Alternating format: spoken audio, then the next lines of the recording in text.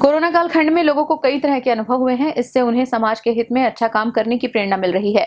इसी कड़ी में 2 एम्बुलेंस शुरू करने के साथ ही संसाधनों की व्यवस्था भी की गई है। इसके माध्यम से कोरोना मरीजों को सुविधा उपलब्ध कराई जाएगी। खास बात यह है कि इन कार्यों में आर्थिक रूप से सक्षम लोग भरपूर सहयोग कर रहे हैं।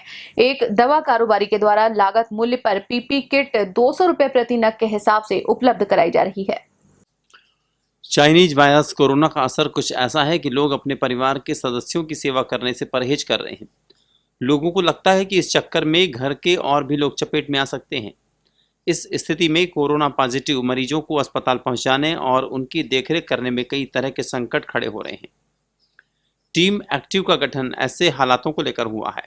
चैम्बर ऑफ कॉमर्स के अध्यक्ष राम सिंह अग्रवाल ने ऐसी ही 2 एम्बुलेंस का शुभारंभ किया।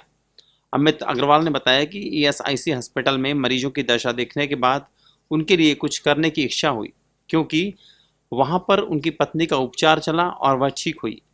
मेरा पूरा परिवार ये कोरोना की दूसरी लहर में संक्रमित हो गया था, जिसमें मेरी पत्नी को मैंने ईएसआईसी हॉस्पिटल में एडमिट कराया। 6 दिन उपचार के बाद वो ठीक होकर आई, लेकिन उस बीच में मैं मानसिक रूप से टूट चुका था।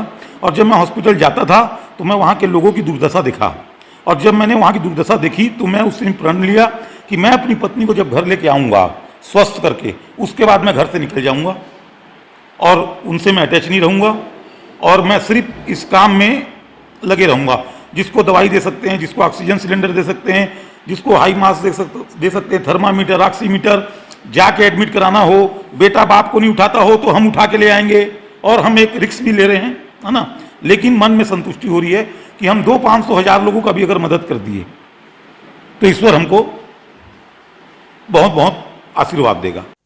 इस कड़ी में 2 एम्बुलेंस शुरू की गई हैं। उनमें से एक का उपयोग मरीजों को अस्पताल पहुंचाने और घर भेजने के लिए किया जाएगा, जबकि एक एम्बुलेंस की सेवा उन लोगों के शव मुक्तिधाम भिजवाने के लिए की जाएगी जो दुर्भाग्यवश जिंदगी की जंग हार रहे हैं। तो हमने 2 एम्बुलेंस कल खरीदी है। एक एम्बुलेंस का काम रहेगा मरीजों को पहुंचाना, और एक एम्बुलेंस का काम रहेगा फ्री ऑफ कॉस्ट जो पेशेंट है, जो गुजर गया है ना, उसको 100 को मुक्तिधाम में पहुंचाने का काम किया जाएगा। टीम एक्टिव के द्वारा बताया गया कि एम्बुलेंस के साथ साथ जरूरी इक्विपमेंट्स और मेडिसिन भी समाज के द्वारा उपलब्ध कराई जा रही है। इसे जरूरतमंदों को प्रदान किया जाएगा। हम लोग जिन लोगों से हमारे संबंध रहे हैं, जिन लोगों से हम लोगों के संबंध अच्छे रहे हैं, उन लोगों से हम बहुत सामान्य सहयोग मांग रहे हैं। मेडिकल संसाधन, किसी से ऑक्सीजन का वो मांग रहे हैं किट, किसी से सिलेंडर, किसी से अपने घर से कर ही रहे हैं, बाकी भी लोगों से सहयोग ले रहे हैं, है ना।